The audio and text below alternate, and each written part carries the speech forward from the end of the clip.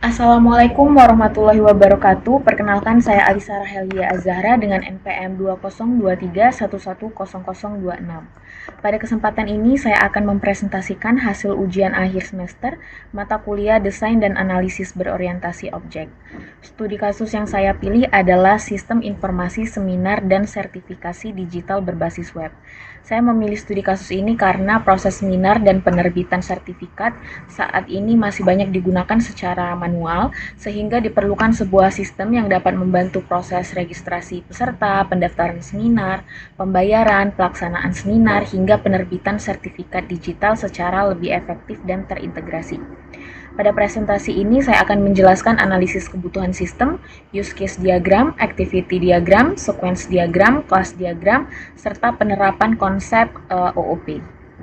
Pertama, saya akan menjelaskan analisis kebutuhan sistem. Studi kasus yang saya pilih adalah Sistem Informasi Seminar dan Sertifikasi Digital Berbasis Web. Sistem ini dirancang untuk membantu proses pengelolaan seminar secara terintegrasi mulai dari registrasi peserta, pendaftaran seminar, pembayaran, pelaksanaan seminar, hingga penerbitan sertifikat digital. Nah, tujuan dari sistem ini adalah untuk mempermudah peserta dalam memperoleh informasi seminar, melakukan pendaftaran secara online, serta memperoleh sertifikat digital secara lebih efektif dan efisien. Selain itu, sistem ini juga membantu admin dalam mengelola data seminar dan memverifikasi pembayaran peserta. Berdasarkan proses bisnis yang telah dianalisis, alur sistem itu dimulai ketika peserta melakukan registrasi akun dan login ke dalam sistem. Selanjutnya, peserta dapat melihat seminar yang tersedia dan melakukan pendaftaran seminar. Setelah itu, peserta melakukan pembayaran dan mengunggah bukti pembayaran. Admin kemudian melakukan verifikasi pembayaran. Apabila pembayaran telah berhasil diverifikasi, peserta dapat mengikuti seminar sesuai jadwal. Setelah seminar selesai, admin menerbitkan sertifikat digital yang kemudian dapat dilihat dan diunduh oleh peserta.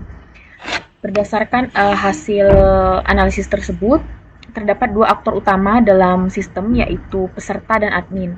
Saya membatasi aktor menjadi dua agar pembagian tugas dan hak akses itu menjadi lebih jelas. Peserta merupakan pengguna utama yang memiliki hak akses untuk melakukan registrasi akun, login, melihat daftar seminar, melakukan pendaftaran seminar, melakukan pembayaran, mengikuti seminar, dan mengunduh sertifikat. Sedangkan admin bertugas untuk mengelola seminar, melakukan verifikasi pembayaran, serta menerbitkan sertifikat digital. Selain itu, sistem juga memiliki kebutuhan fungsional seperti registrasi peserta, login, pendaftaran seminar, pembayaran, verifikasi pembayaran, pelaksanaan seminar, dan penerbitan sertifikat. Sedangkan kebutuhan non-fungsional meliputi keamanan data pengguna, kemudahan penggunaan sistem, kemampuan sistem untuk diakses melalui web, serta kemampuan sistem dalam menyimpan dan mengelola data secara terstruktur. Nah, melalui analisis kebutuhan tersebut diperoleh gambaran mengenai fungsi dan layanan yang harus disediakan oleh sistem sehingga dapat digunakan sebagai dasar dalam pembuatan diagram UML pada tahap perancangan berikutnya. Selanjutnya saya akan menjelaskan use case diagram. Use case diagram ini digunakan untuk menggambarkan interaksi antara aktor dengan sistem serta menunjukkan fungsi-fungsi utama yang tersedia pada sistem informasi seminar dan sertifikasi digital berbasis web. Nah, diagram ini menjadi dasar sebelum pembuatan activity diagram, sequence diagram, dan class diagram. Pada use case diagram ini terdapat dua aktor utama, yaitu peserta dan admin. Peserta itu merupakan pengguna utama yang berinteraksi langsung dengan sistem, sedangkan admin itu bertugas untuk mengelola proses administrasi seminar. Nah, peserta ini memiliki beberapa fungsi utama, yaitu melakukan registrasi akun, login ke sistem, melihat daftar seminar yang tersedia, melakukan pendaftaran seminar, mengunggah bukti pembayaran, mengikuti seminar, dan mengunduh sertifikat digital. Sedangkan admin ini memiliki fungsi untuk mengelola data seminar, memverifikasi pembayaran peserta, serta menerbitkan sertifikat digital. Jika dilihat dari alur proses bisnisnya, proses ini dimulai dari registrasi dan login peserta. Setelah itu peserta dapat melihat seminar yang tersedia dan melakukan pendaftaran. Selanjutnya peserta melakukan pembayaran dan admin melakukan verifikasi pembayaran. Setelah pembayaran berhasil, diverifikasi, peserta itu dapat mengikuti seminar dan pada akhir kegiatan, admin akan menerbitkan sertifikat yang dapat diunduh oleh peserta. Nah, pada gambar ini dapat dilihat terdapat dua aktor, yaitu peserta dan admin. Peserta memiliki 7 aktivitas utama, sedangkan admin memiliki 3 aktivitas utama. Nah, diagram ini memberikan gambaran umum mengenai seluruh fungsi yang terdapat pada sistem dan menjadi dasar dalam pembuatan diagram UML lainnya. Nah, dengan adanya use case diagram ini, seluruh kebutuhan fungsional sistem dapat digambarkan secara umum, sehingga memudahkan proses perancangan pada tahap berikutnya, yaitu untuk activity diagram untuk menggambarkan alur aktivitas, sequence diagram untuk menggambarkan komunikasi antar objek, serta class diagram untuk menggambarkan struktur kelas pada sistem. Selanjutnya adalah activity diagram. Activity diagram ini digunakan untuk menggambarkan alur aktivitas yang terjadi pada sistem secara berurutan, mulai dari kondisi awal sampai kondisi akhir.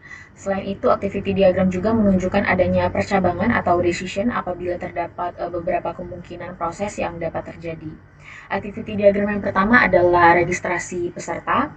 Pada proses ini, peserta mengisi data registrasi, kemudian sistem melakukan validasi terhadap data yang dimasukkan. Di sini saya menambahkan decision pada bagian validasi karena terdapat dua kemungkinan dapat terjadi, yaitu data valid atau tidak valid. Jika data valid, maka akun berhasil dibuat, sedangkan jika data tidak valid, peserta diminta mengulangi pengisian data. Nah, pada gambar ini terdapat decision pada proses validasi data, sehingga sistem dapat menangani kondisi data valid maupun tidak valid. Selanjutnya, activity diagram yang kedua adalah pendaftaran seminar. Proses ini dimulai ketika peserta itu melihat daftar seminar dan memilih seminar yang ingin diikuti. Setelah itu, sistem menyimpan data pendaftaran sehingga peserta berhasil terdaftar pada seminar yang dipilih. Nah, diagram ini menggambarkan proses utama pendaftaran seminar sebelum peserta melakukan pembayaran. Diagram ini menunjukkan alur pendaftaran seminar mulai dari pemilihan seminar sampai data pendaftaran berhasil disimpan oleh sistem. Selanjutnya adalah activity diagram yang ketiga, yaitu pembayaran dan verifikasi pembayaran. Pada proses ini, peserta mengunggah bukti pembayaran, kemudian admin melakukan verifikasi pembayaran. Di sini saya juga menambahkan decision pada bagian verifikasi karena terdapat dua kemungkinan hasil, yaitu pembayaran valid atau pembayaran tidak valid. Nah, jika pembayaran valid, maka status pembayaran akan berubah menjadi berhasil, sedangkan apabila pembayaran tidak valid, peserta diminta mengunggah ulang bukti pembayaran. Pada diagram ini terdapat decision yang dilakukan oleh admin untuk menentukan apakah pembayaran peserta itu valid atau tidak. Selanjutnya, activity diagram yang keempat adalah pelaksanaan seminar. Peserta hanya dapat mengikuti seminar apabila pembayaran itu telah berhasil diverifikasi oleh admin. Setelah seminar selesai dilaksanakan, sistem akan mencatat data kehadiran peserta yang nantinya digunakan sebagai syarat penerbitan sertifikat. Nah, diagram ini menunjukkan bahwa peserta itu hanya dapat mengikuti seminar apabila pembayaran itu telah berhasil diverifikasi. Selanjutnya, activity diagram yang kelima adalah penerbitan sertifikat. Admin ini terlebih dahulu melakukan pengecekan data kehadiran peserta. Jika peserta itu telah memenuhi syarat, maka sistem akan menerbitkan sertifikat digital dan peserta dapat melihat serta mengunduh sertifikat tersebut.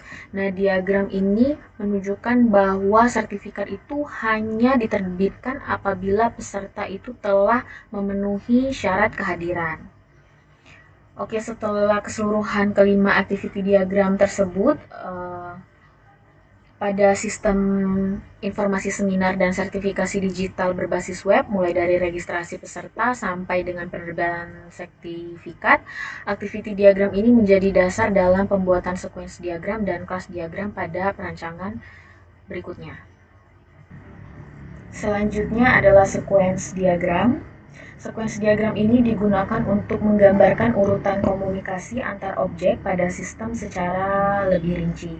Nah, berbeda dengan activity diagram yang menggambarkan alur aktivitas, sequence diagram ini lebih menekankan pada pertukaran message antar objek serta urutan proses yang terjadi dari awal hingga akhir.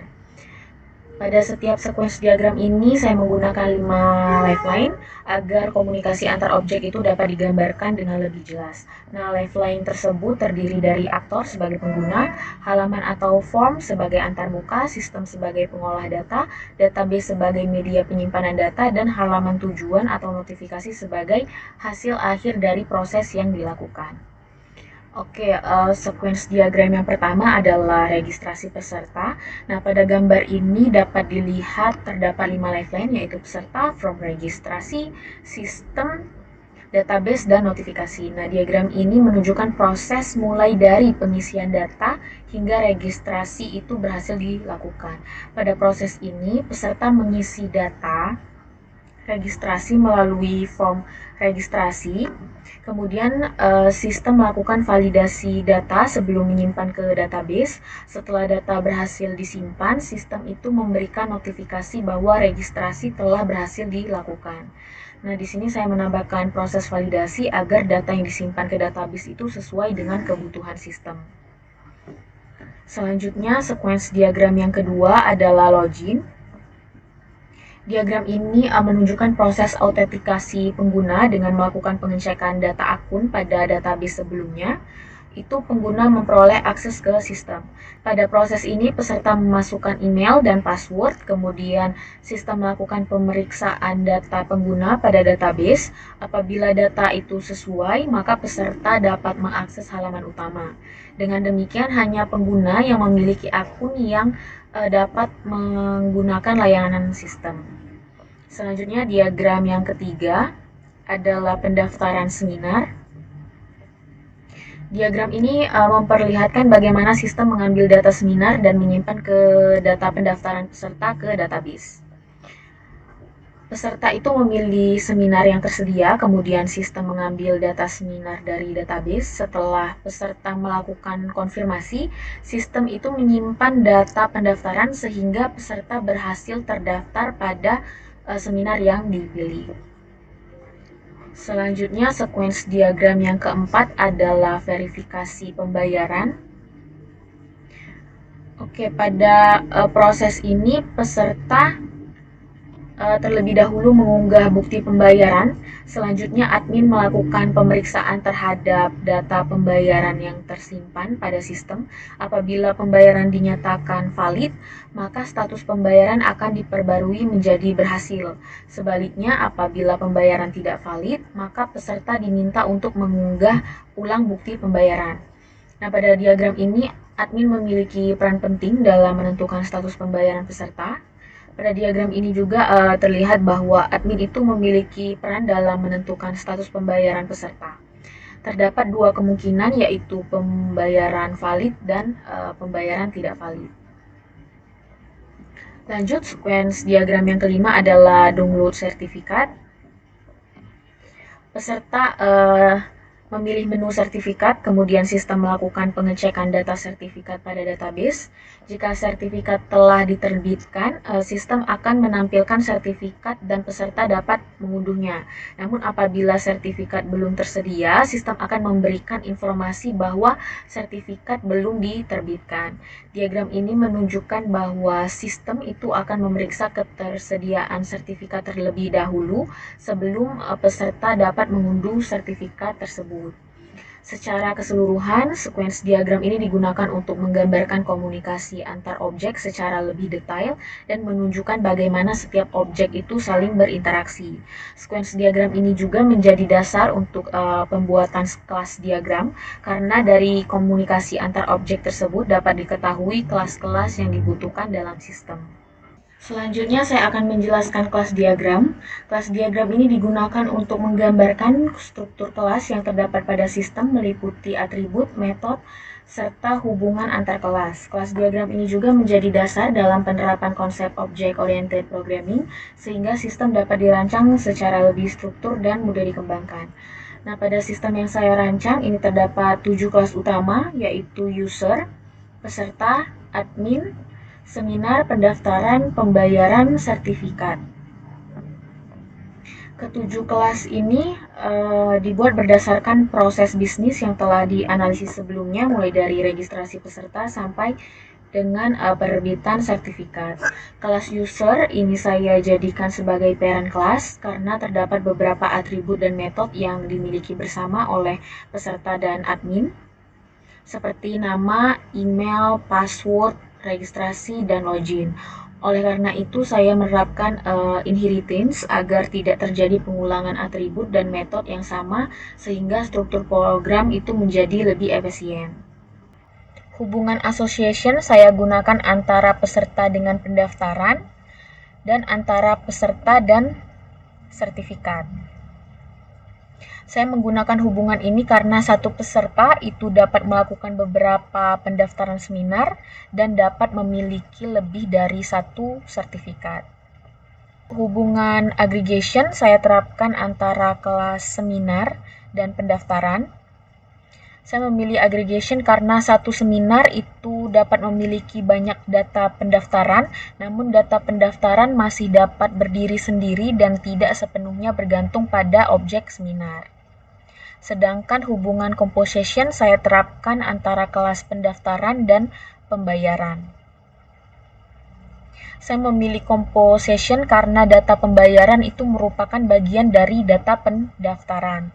Apabila data pendaftaran itu dihapus, maka data pembayaran yang berkaitan juga akan ikut terhapus.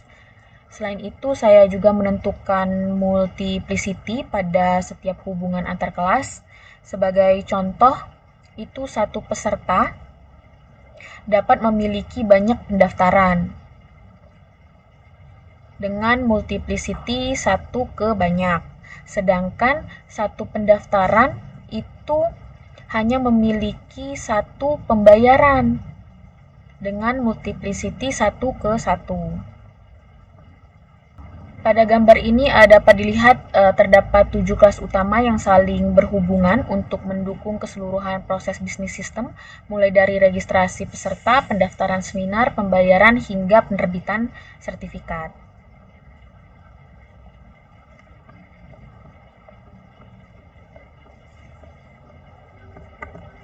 Berikut adalah penjelasannya dalam laporan secara lebih rinci. Selanjutnya saya akan menjelaskan penerapan konsep Object Oriented Programming atau OOP yang terdapat pada sistem yang telah saya rancang. Konsep pertama adalah encapsulation. Pada sistem ini, setiap kelas itu memiliki atribut dan metode masing-masing sesuai dengan tanggung jawabnya. Sebagai contoh, kelas peserta itu memiliki atribut dan metode yang berkaitan dengan aktivitas peserta.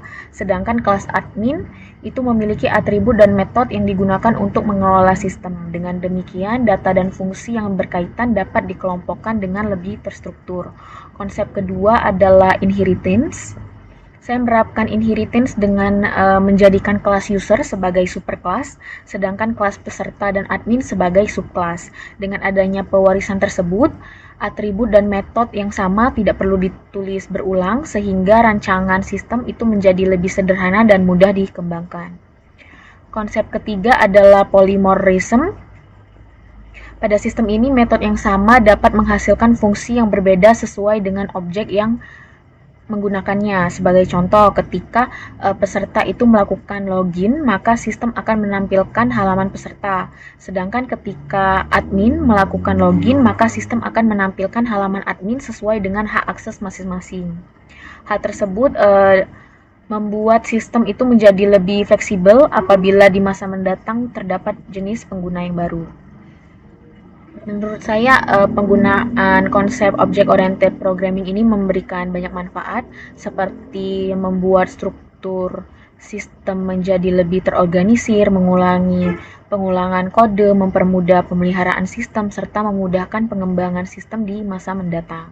Dari seluruh diagram yang telah dibuat, dapat dilihat bahwa use case diagram itu digunakan untuk menggambarkan fungsi sistem secara umum, activity diagram digunakan untuk menggambarkan alur proses, sequence diagram digunakan untuk menggambarkan komunikasi antar objek, sedangkan class diagram digunakan untuk menggambarkan struktur kelas yang menjadi dasar penerapan konsep object-oriented programming. Dengan demikian, struktur diagram tersebut saling berkaitan dengan menghasilkan rancangan sistem yang terstruktur. Berdasarkan hasil analisis dan perancangan yang telah dilakukan, dapat disimpulkan bahwa sistem informasi seminar dan sertifikasi digital berbasis web itu mampu mendukung proses registrasi peserta, pendaftaran seminar, pembayaran, verifikasi pembayaran, dan pelaksanaan seminar, hingga penerbitan sertifikat digital secara terintegrasi.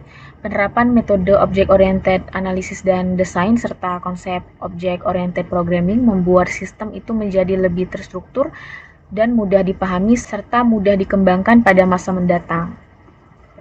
Demikian presentasi yang dapat saya sampaikan. Mohon maaf apabila terdapat kekurangan dan kesalahan dalam penyampaian. Terima kasih atas perhatiannya dan wassalamualaikum warahmatullahi wabarakatuh.